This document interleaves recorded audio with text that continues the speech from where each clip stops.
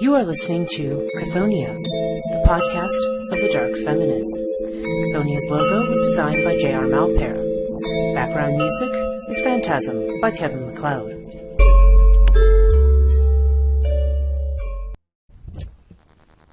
Hello and welcome to Chthonia, the podcast dealing with the Dark Feminine. I'm your host, Breach Burke. This week we're nearly at the end of our list of Matrikas. Actually, we're at the seventh, the traditional seven. And we are going to talk about Varahi, who is a boar-headed goddess. And just as we had indicated that many of the other goddesses, of the Shaktis, I guess, the other Matrikas, are manifestations of other deities. So, for instance, Maheshwari is a Shakti of Shiva. And then we have Brahmi, who is the Shakti of Brahma. And then we have Vaishnavi, who is the Shakti of Vishnu. Well, Vishnu, these next two that we're going to talk about, because remember we're talking about 8 Matrikas, we're adding Narasimhi as the 8th, are both sort of female forms of the avatars of Vishnu, at least 2 of them. And Varahi is the female form of Varaha, okay, who is a form of Vishnu that Vishnu takes as a boar. Now, what I want to talk about, I want to tell you a little about Varahi, and then, of course, about the story of Varaha, because that tells you something about how that particular avatar came into being and why. And then we're going to talk about the different symbolisms there.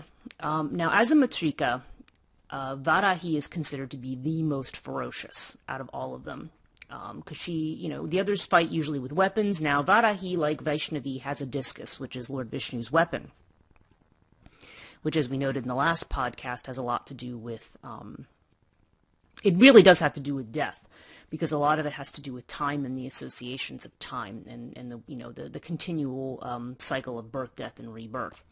So we have this. This is Vishnu's weapon, and remember, Vishnu is the preserver. So as Vishnu is doing, so in the act of preserving, obviously, life and the universe sustaining it, one is eventually liberated from this through moksha. They get off this wheel, which is called samsara. But in the meantime, there's life is something to be lived. So one goes through life, and at some point, though, life comes to an end. And so the death motif is when you have something that has outgrown its form or outlived its usefulness, or just has somehow very much out of balance. This is the one weapon, this weapon of time. The idea that when you're talking about devas battling asuras are they're not immortal. So this is almost a reminder from the gods of their lack of immortality and their and to basically detach them by detaching their heads, which of course is a way of detaching the mind, as it were, by making them it's this aware of time and aware of the fact that no, you're not going to live forever. And you are going to still have to go through this cycle, and what goes up must come down, and actions have consequences, and so forth.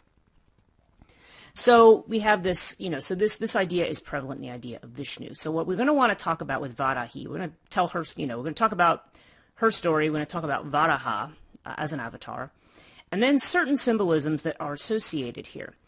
Again, the idea of the boar or the sow, which is Varahi has a head of a boar.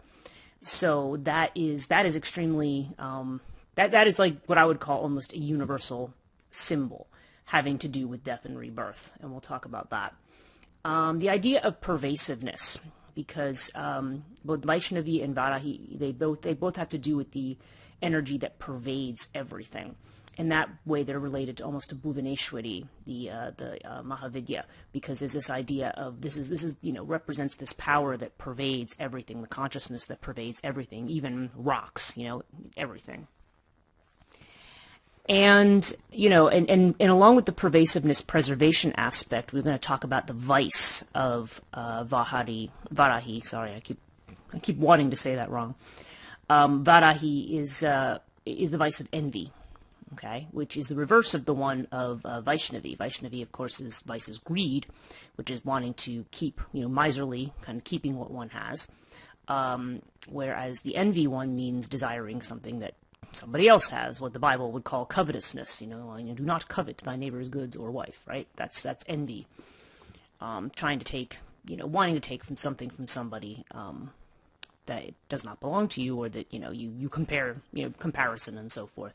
The things that we do that are all connected to envy. So this is the vice of Varahi, and also and again, it's not only the vice that they represent, but also the vice that they can help the devotee overcome. The other important association that we're going to talk about is the association with the underworld, okay? Because all the Matrikas, to some degree, are associated with the underworld. In Ferocious, they actually mention, this is, again, just to backtrack if you haven't heard the previous podcast, Ferocious is a book that was put out by Theon Press by the Sepulchre Society to talk about, that talks about tantric practice, more like Western tantric practice. It talks about the Matrikas and about the ways in which, the modern practitioner can worship them. It's an excellent book if you're interested in Tantra in a practical way, and it's, not just about the, sexual gratification part of it or whatever that most people associate with Tantra. This is an excellent book for, practically understanding, how shrines are built and how, and what kind of offerings are appropriate for these deities, their mantras, their dhyanams, all of these things. So it's very useful for somebody who's interested in Tantra. So you have this idea, okay, so they mention the fact that the Matrikas, after they do battle in the Devi Mahatmayam, that the gods actually don't let them come back to the heavens. They send them to the underworld called Patala, which is one of the lowest regions. I'm going to talk a little bit about that. Those are where my patrons will actually, this might be a reason, if this topic interests you, this might be a reason to consider becoming a patron, because these are kinds of extras that I want to provide. I'm going to have a patron-only podcast on the Hindu underworld. So, that will be upcoming. And it, and I'm going to, so if that's something that interests you, and also I'm going to also be trying to come up with some patron-only podcasts just to have, because I feel like with my patrons, it's like they have early access to things, but they don't. But I haven't necessarily had the kinds of materials. I've had some giveaways, but on the whole, I feel like there should be some more extra content. So I'm going to be providing that, and that is one piece of extra content. So if you're interested in that sort of thing, consider becoming a patron. Okay, not to digress. But there is this association because Varahi is also sometimes called Yami, which would make her the Shakti, or the spouse of Yama, the Lord of the Dead, the death god. And her mount is usually, sometimes she's shown on an elephant, but, which would associate her more with Vishnu's spouse, Lakshmi. But also she's also shown riding a water buffalo. The buffalo is the mount of Lord Yama. And the buffalo, as we know, is also the form taken by the Mahisasura, the great demon that Durga battles. So the buffalo definitely has this death association in Hindu symbolism. So we're going to talk about all of those things. Okay, so let's just start by talking about Varahi in general. Okay. Okay, so I'm just going to read it's just sort of a general description from looking at Wikipedia here. She has the head of a sow. She's the feminine energy of Varaha, the boar avatar of the god Vishnu. And in Nepal, she's called Varahi. She's worshipped in the Shaivism school. She's worshipped in Brahmanism and also in Shaktism. Okay, so she's actually worshipped in all of those cults. Usually worshipped at night, using the secretive Vamamarga or Vamachara tantric rituals. Okay, and there is actually the Tantra Raja actually does 16th chapter of the Tantra Raja actually does explain what these rituals are, and she is also what they call, as they say in Ferocious, a ratridevata, which is a night goddess. Okay, so her worship takes place after midnight. She is definitely associated with the night. And again, she's a protective goddess. Okay. Just looking at my notes here. You know, and again, she deals with, you know, she's one to help one overcome envy. She's considered to be the mother of Tripura Sundari, okay? And in some cases, also the father. Yes, this gets rather complicated, probably more than I want to get into in this particular podcast.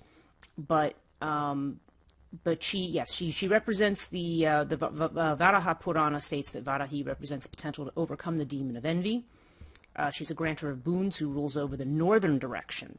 Now, this is interesting because if she's associated with Yama, the lord of death, that death is always associated with, and the death god and the underworld are associated with the southern direction.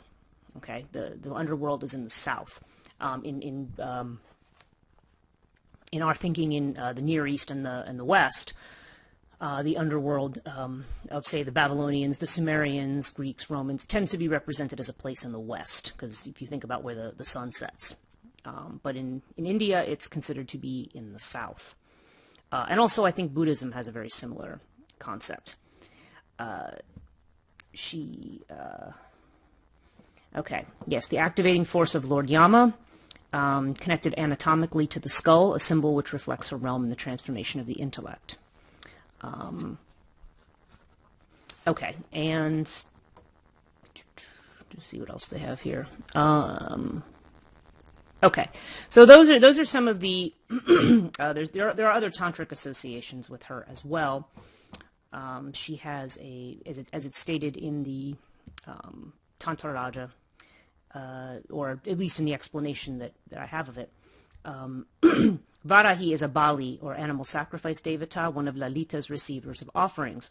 Her 4 alchemical elements are known as the 4 fires. Okay, Kurukula. She's associated with Kurukula. If you remember from the Tara episode, Kurukula was one of the names listed of Tara, who's the goddess of the cremation fire. So, yeah, there's definitely this idea of, you know, rebirth and destruction and rebirth. You know, manifest in Kurukula. So Varahi is also considered to be associated with Kurukula. These alchemical elements are known as the 5 Shaktis. The combination of these 5 Shaktis, which are downward pointing triangles, they represent the yoni, okay? And the 4 fires, which are the upward pointing triangles, that would represent, probably be more phallic in their association, forms the complex figure in the center of the Sri Chakra. Okay, remember I did a podcast on the Sri Chakra, so you could go, if you're not sure about that, what that is, you know, you might want to go back and refresh yourself with that. Varahi's 4 are the 12 sun kalas, 12 sidereal constellations. Kurukula's 5 triangles are the 15 kalas of the moon, the 15 lunar days. Okay, so again, we have this idea of, you know, this creative energy, but you also have this energy associated with the sun and the moon and their sort of comparative cycles, if you will. So very much, you know, very much I would think associated with the idea, you know, the idea of preservation. Okay, and it says they're both connected with the 16 nityas, which represent the days of the moon, plus Lalita herself as Sodashi on the 16th day. Varahi is sometimes also known as Panchami, the 5-fold one. And in that case is the quote-unquote father to Lalita, and the mother form being Kurukula, gosh, I can't talk today, Kurukula Tara. Okay, and, okay, so we have that. Okay, so those are all my special notes on the tantric aspects of Varahi. In this general, back to this general kind of Wikipedia discussion, so they mention the story in the Devi Mahatmayam of how the Durga battles, Shumba Nishumba, and the Matrikas emanate from her. I don't need to repeat that story for the 100th time. We know that one.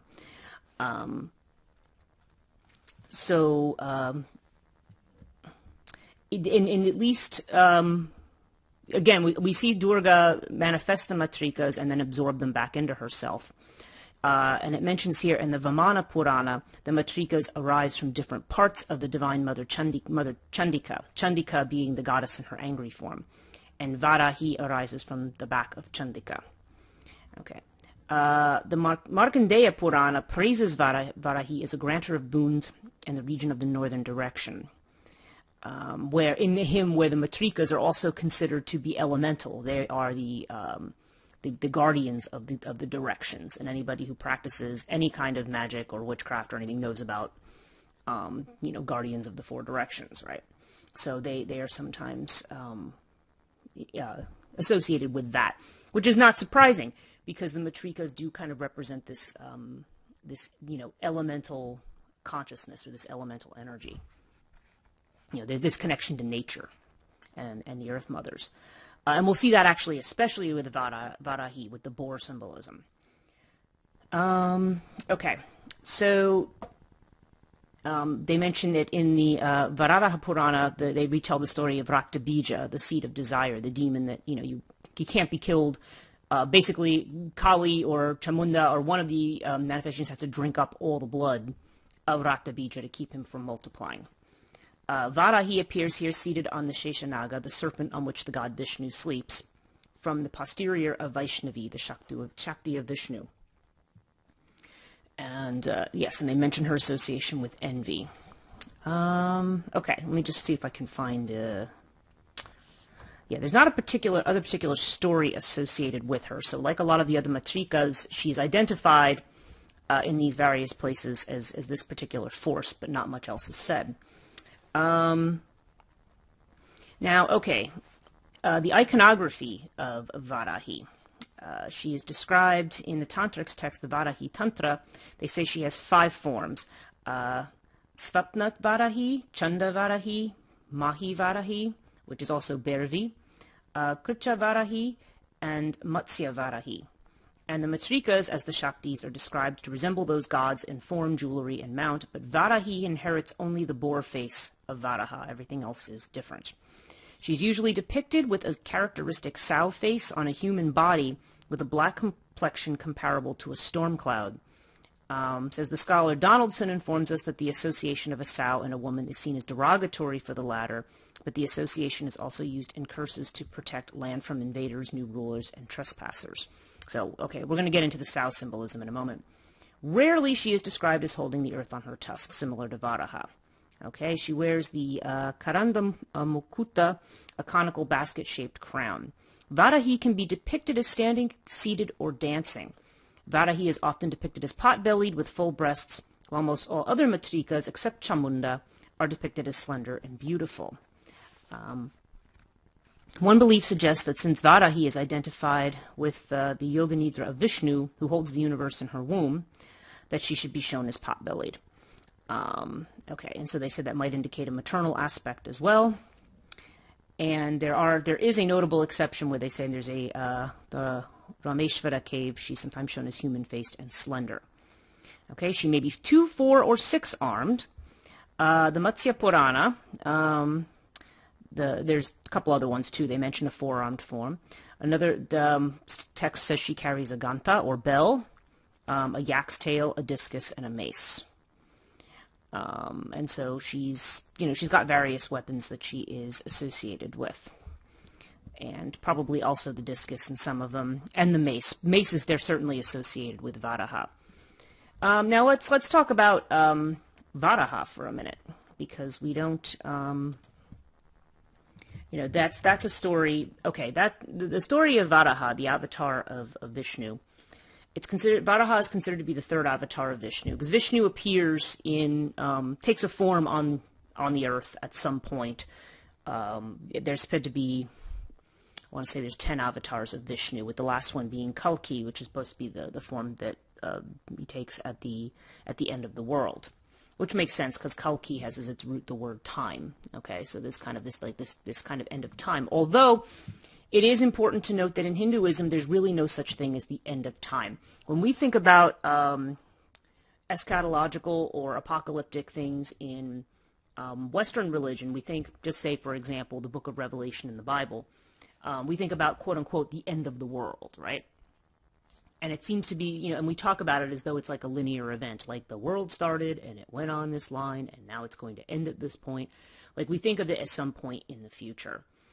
But that's not the way that Hindu thinking about the quote-unquote end of the world is, because everything happens in yugas or cycles. These cycles go on perpetually. This is the eternal wheel that goes on, okay? That actually Vishnu's discus probably represents. The wheel goes on and on. So when you go through all of the yugas and get to the final one where things come to an end, and actually we're supposed to be in the final yuga now, which is the Kali Yuga. When that comes to an end, then we begin another yuga and start all over again. So there's not this idea, and supposedly this has happened thousands and thousands and maybe millions of times, that this universe and this time frame we're in is just an infinitesimal point in time, and that this has happened so more times than we can even comprehend. And it's interesting because, again, if we get back into that idea of Hinduism and sort of physics and quantum mechanics and those kinds of theories, that would be an interesting podcast. That's kind of you kind of get into this whole, you see this idea of, multiple universes and multiple existences and, the ideas of infinity and ideas of coming out of nothingness. Because I had read in one of my other podcasts, I had read from the Rig Veda translation about everything coming from nothing. We can't say where anything came from. So there's a lot, and again, if you're a Joseph Campbell fan, he has this whole lecture series. I want to say it's called East Meets West. I have it downloaded somewhere. I'll have to maybe I can provide a link to it somewhere. But Campbell has a whole lecture series on East Meets West, and his high idea is that this was done in the 70s too, by the way. So remember, this was the time like after the 1960s when you started to see these kind of interests in Buddhism and it's funny too when I read literature from that time period how Buddhism and Hinduism and Eastern belief is kind of lumped in with things general occultism and things like that, probably because of theosophy and some other even in the early 19th century. I'm going back and listening to a lot of old 19th and early 20th century ghost stories, which are some of my favorite things. I love Victorian and modern and early contemporary, early 20th century kind of ghost stories. M.R. James is one of my favorites, and I like E.F. Benson and even some people like Charles Dickens have some good ghost stories. Not all of them are good, to be honest, but some of them are really good. And there's, let's see, E. Nesbitt. There's quite a few of them that write, and J. Sheraton Le Fanu. There's a lot of good ghost stories out there. But again, and in those stories, they talk about these people who, so and so thought I was interested in the occult because of my moderate interest in Buddhism. So there's, so that idea was there. And if you know about the history of Western magic, certainly around that time, when you have Blavatsky and you have, Crowley and you have some of these people where you see these Eastern practices being brought into Western occult practices.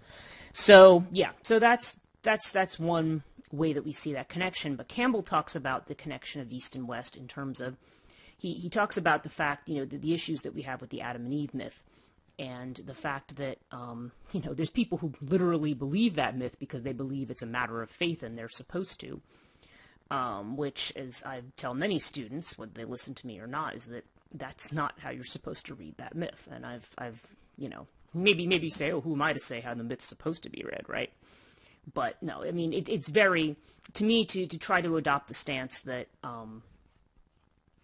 that the world was created like 5,000 or 6,000 years ago, to me is like same as like trying to say that Santa Claus is a real person, and not like, your parents or whatever. Hope nobody's kids are listening to this, but you know what I mean? It's like, it's a very, the literal belief in it is actually quite silly. However, like I said, there is a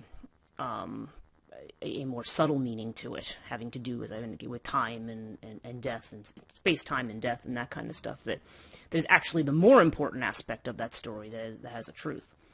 But you'll see that, but Campbell has noted that Hindu and Buddhist mythologies tend to incorporate things that now, as we do make more scientific discoveries about the nature of the universe, that they jive more in a literal sense with those scriptures than they do with the Western scriptures. So,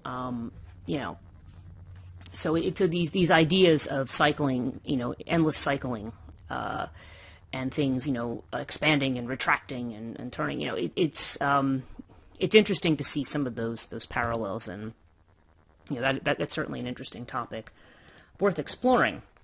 Okay, but the story of Varaha. So what happens supposedly is that there is a demon who steals the earth, Bhudevi, and plunges it into the primordial waters of the underworld, down by Patala.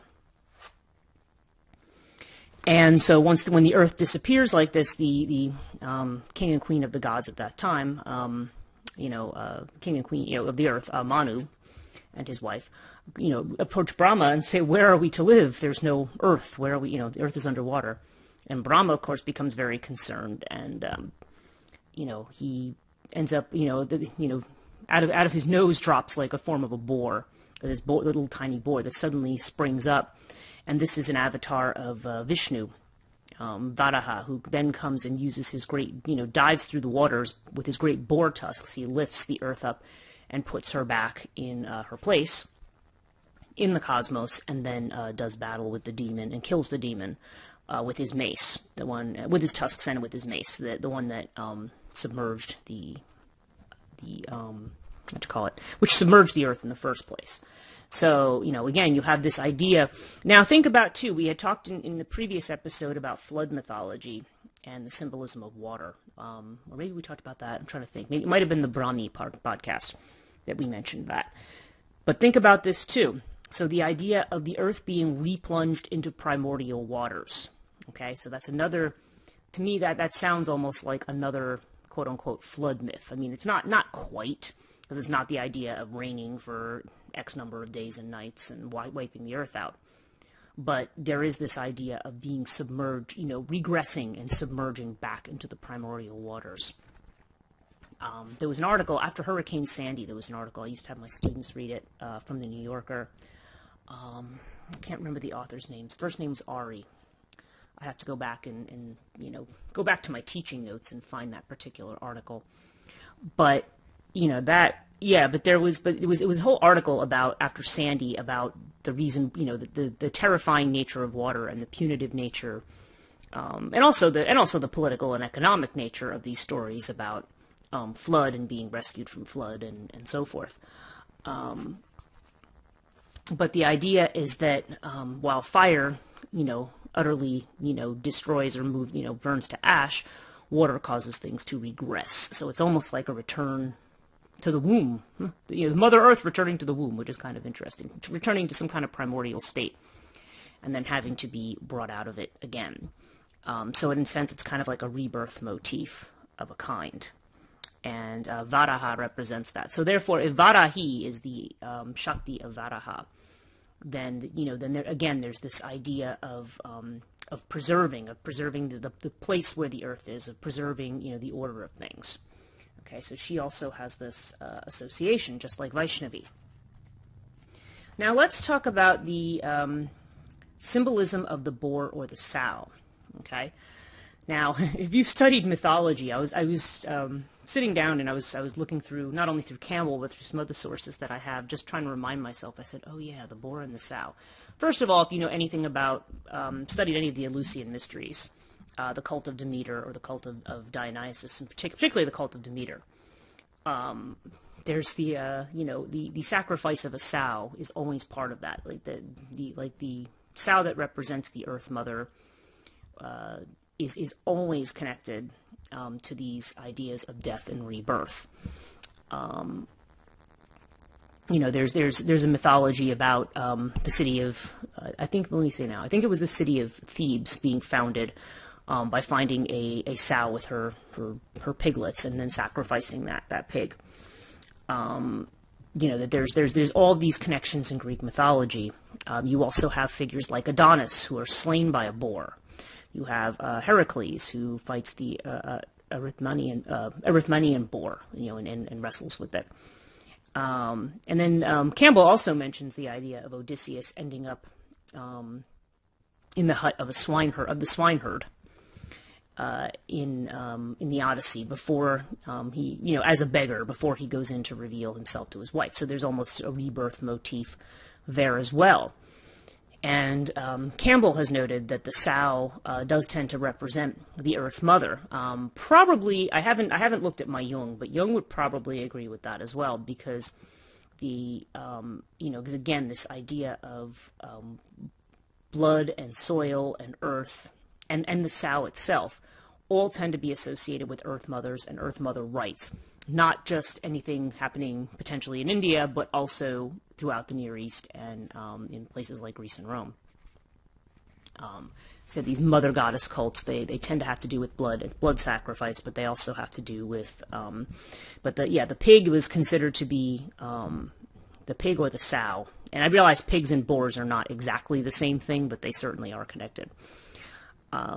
That this sow image is definitely a representation of the power of the Earth Mother, and the charging boar that destroys our hero is a reminder of the power of the Shakti, of the feminine. Okay, it's a reminder of of that power, how ferocious that power can be.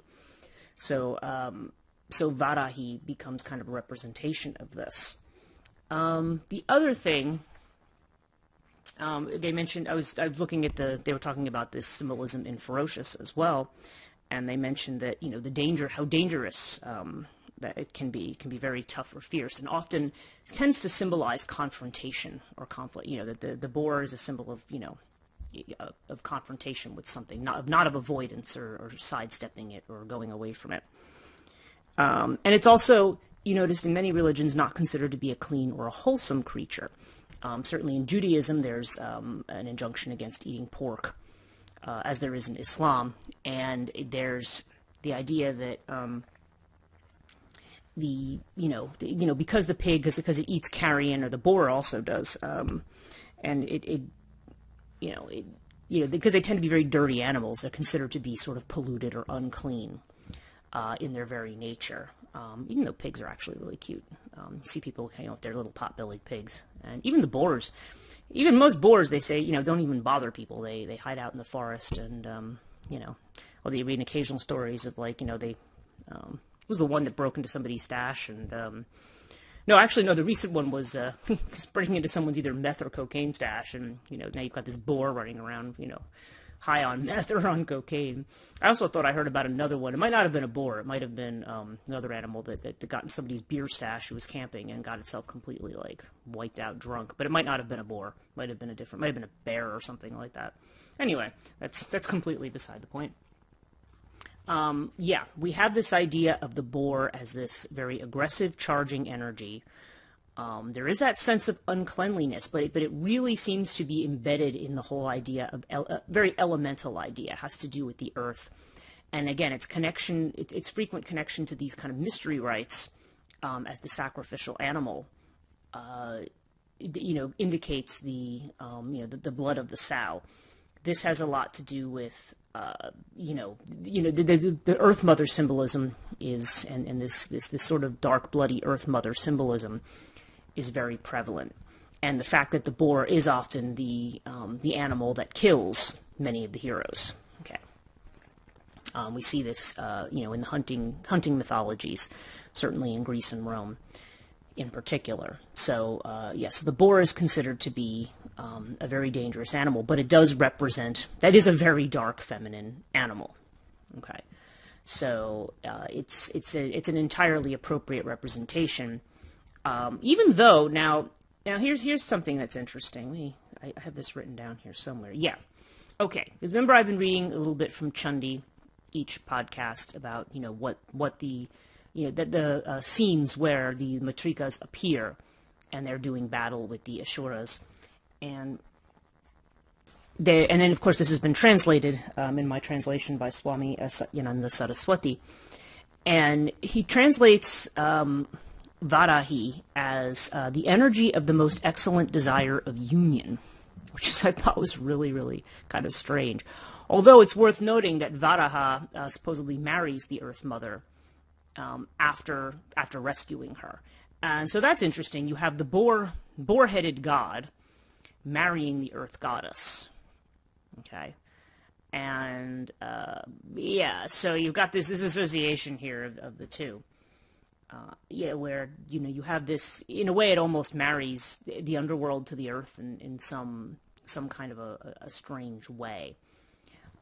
So this avatar of Vishnu is, it's rather complicated because it has to do with that kind of rebirth that comes from taking things out of the waters. But you also have this boar figure that can represent that kind of aggressive confrontation, but there's something feminine about it. And as Donaldson's pointed out, I mean, yeah,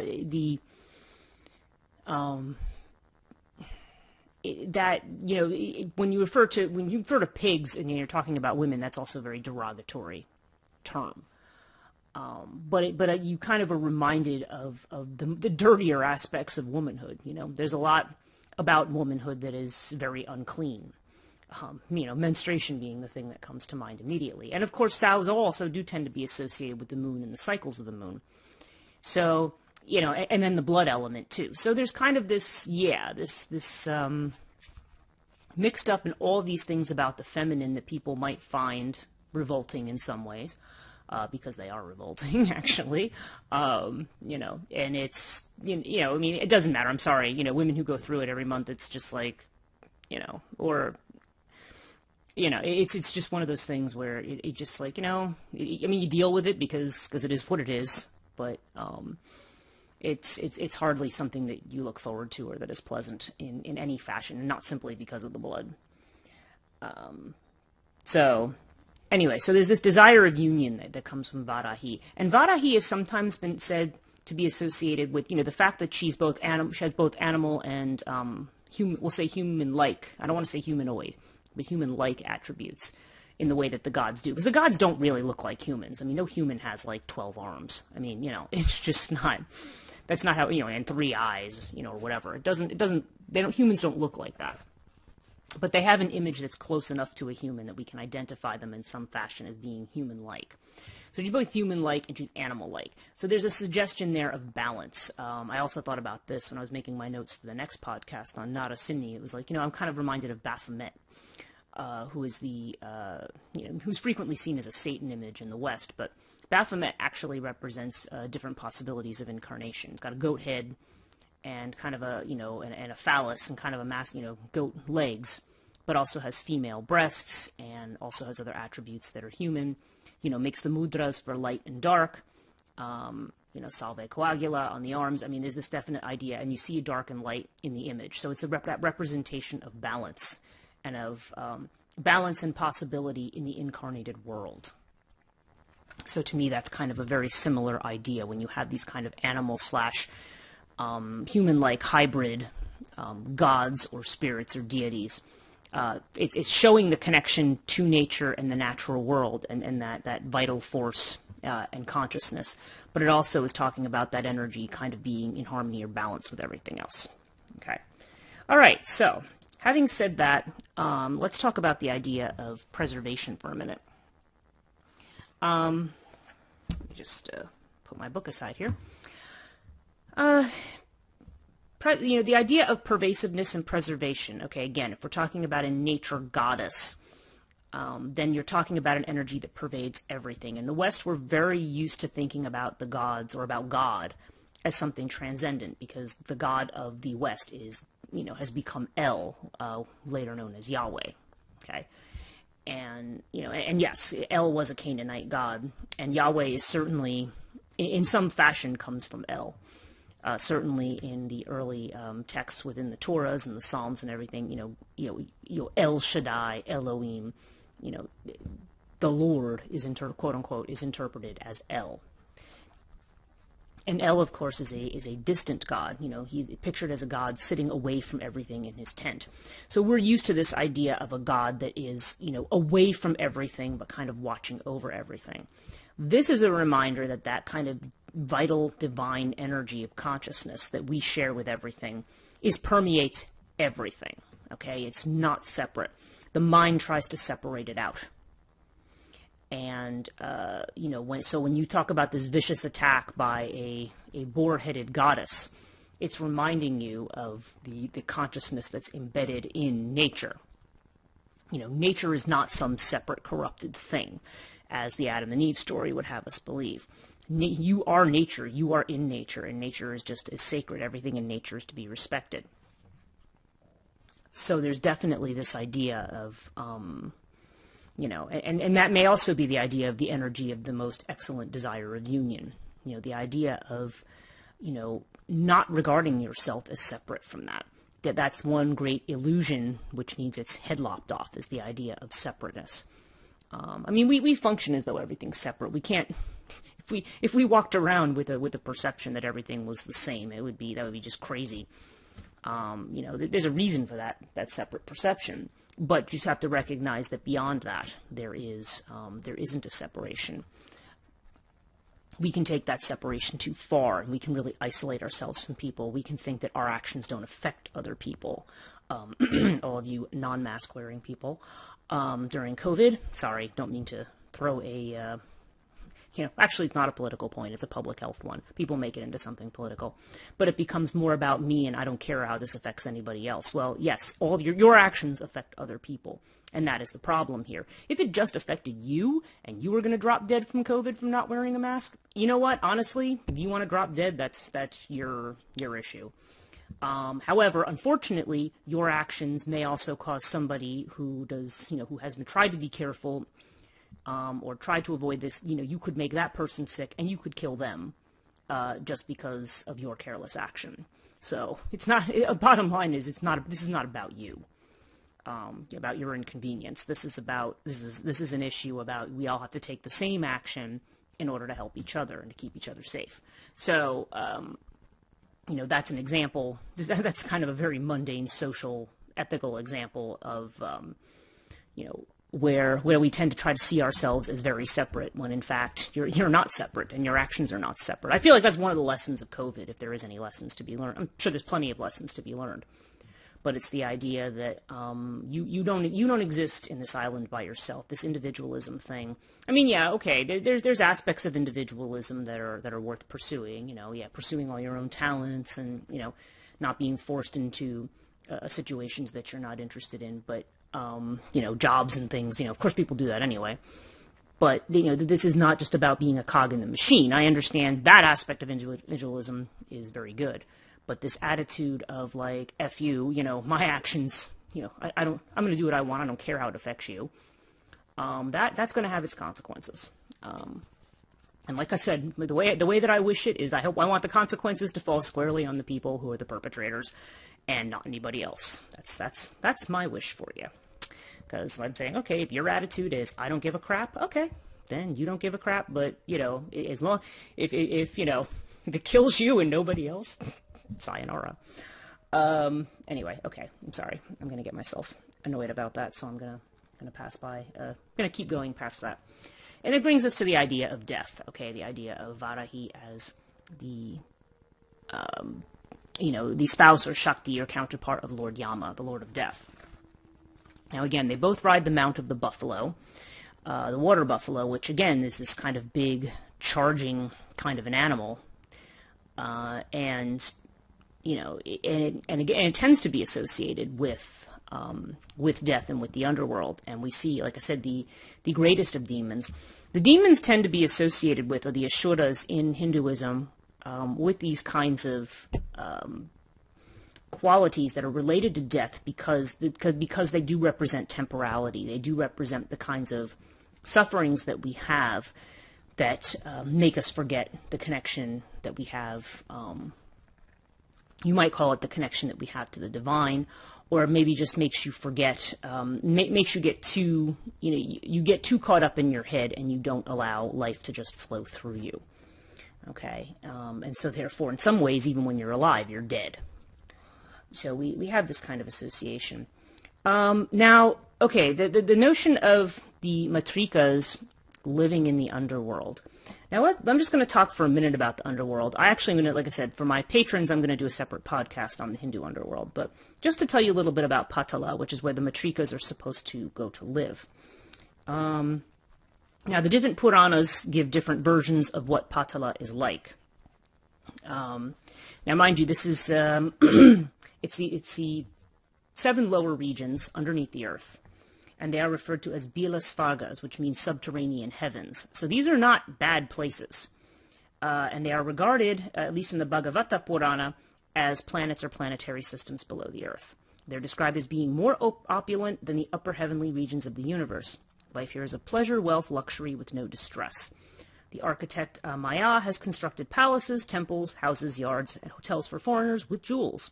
The natural beauty of Patala is said to surpass that of Svarga, which is heaven. There is no sunlight in the lower realms, but the darkness is dissipated by the shining of the jewels that the residents wear. There's no old age, no sweat, and no disease. Excuse me. Now, and of course, they're also considered to be ruled over by nagas, which are serpents. So you have, now that's another thing that I find interesting. Whenever we talk about the chthonic realm, that is often represented, and that this is true in ancient Greece and in other places as well, as a serpent. If you see images, for example, of Zeus Chthonios, that's Zeus sort of portrayed as a serpent. When you look at images of the household gods, there's one mural from probably from Pompeii with the household gods, and underneath the feet of the house are the serpents. The serpents are associated with that because they're kind of associated with that primal elemental life force that dies and that appears to die and be reborn, namely because the snake sheds its skin. So it's kind of, so it gives it almost a lunar association. You know, the shedding of the skin is like the shedding of the moon's shadow. I think that's how Campbell had put it in Power of Myth. But that's so there's this idea of the serpent as sort of these, you know, it has to do with life on this earth and you know, related to life, but not considered to be, you know, considered to be a sacred animal, not considered to be a negative. You know, he said Vishnu sleeps on the back of a serpent. Okay, Shiva has serpent coiled in his hair. You know, and on the, you know, there's the serpent that he wears around his neck and around his head. Snakes are not considered to be evil, although, you know, there are some, as we discussed with Vaishnavi and Garuda, you know, there are, you know, they're you know, the sort of the golden eagle ends up being the enemy of the snake. By the way, I think I mentioned that in the last podcast about the Iliad mentioning an episode with a serpent, and I actually had to go look for it. Yeah, this was in the Iliad. This is in book 12. So oh yes, here we go. It says, while the Lapiths stripped their kills of gleaming gear, the fighters trooping behind Polydamas and Hector, the greatest force, the best and the bravest, grim set above all to breach the wall and torch the ships. Okay, this is the wall that the Achaeans put up against the Trojans. Still hauled up at the trench, torn with doubt, for suddenly, just as the men tried to cross, a fatal bird sign flashed before their eyes. An eagle, flying high on the left across their front and clutching a monstrous bloody serpent in both talons, still alive, still struggling, it had not lost the fight. Riding back to strike it fanged the chest of its captor right beside the throat, and agonized by the bites, the eagle flung it away to earth, dashed down amidst the milling fighters, loosed a shriek, and the bird veered off along the gusting wind. Okay. And this was seen as a sign from storming Zeus. Polydamas stood by headstrong Hector and said, "Hector, you always seem to attack me in assembly despite my good advice. Never right is it for common man to speak against you. Never in open council, and God forbid in war. Well, once again I am bound to say what I think is best. Stop the attack, don't fight these ships, as all will end as the omen says, I do believe. If the bird sign really came to us, the Trojans, just as our fighters tried to cross the trench, came to us, the Trojans, just as our fighters tried to cross the trench. That eagle flying high on the left, across our front, clutching the bloody serpent in its talons, still alive, but he let the monster drop once before he could sweep it back to his own home. He never fed his nestlings in the end, nor will we." Okay, so that's considered to be an omen of, you know, you're going to engage in this struggle and you're not going to win. So But it's interesting that you have the eagle and the serpent again, and you have this idea. And eagles are predators; they can be predatory. But the idea of the bloody snake as an omen. So we see. So this is So again, this idea of the bird attacking the snakes, and the patalas are definitely. They said they're ruled over by. They said snake people and cobras with sort of giant hoods. But they're all glistening with jewels. Now, why would that be? Well, I mean, that's, in a way, that's almost obvious, because if we think about names that we have, like the Roman name Pluto, which at least one derivation of that is Pluton, which is the word for wealth, okay? And, the wealth of, because again, wealth is underground, where you get jewels and gold and things that we use as valuable money and things for exchange. You dig them up from the earth. They're from under the earth. So it stands to reason that they're saying, yes, the under part of the earth is glittering with jewels. So that does make sense.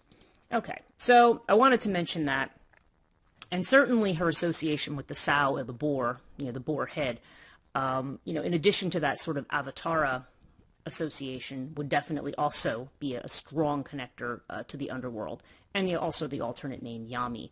So here we're looking at really, yes, she is the sort of shadow or female side of Varaha, the boar god, and has some of those attributes, but also seems to have, it also concurrently has aspects of the death god. Okay, so you have the preserver, and to a certain degree, you have this idea of destruction or death, or at least the end of a cycle and the beginning of a new one. The idea of rescuing from a flood, or, and then the idea, too, of, the boar who attacks, because that is how Varahi, gets on in battle. She does have a discus, but she basically attacks with her tusks. So it's very... Again, it's this similar idea of this very confrontational female energy. So this is showing us that feminine energy is not simply what we think of in the yin and yang. It's not what it's not this kind of weak, passive, maybe emotional kind of energy. I mean, it is emotional, but these are emotions of rage, and rage is something we tend to associate with the masculine. I actually associate it heavily with the repressed masculine, with the masculine that is kind of made powerless or feels powerless in the face of the feminine. Usually deals with things with rage and force. So, and a lot of times when you see these, this is a kind of a case of fighting fire with fire here. We have a lot of fire symbolism in these goddesses too.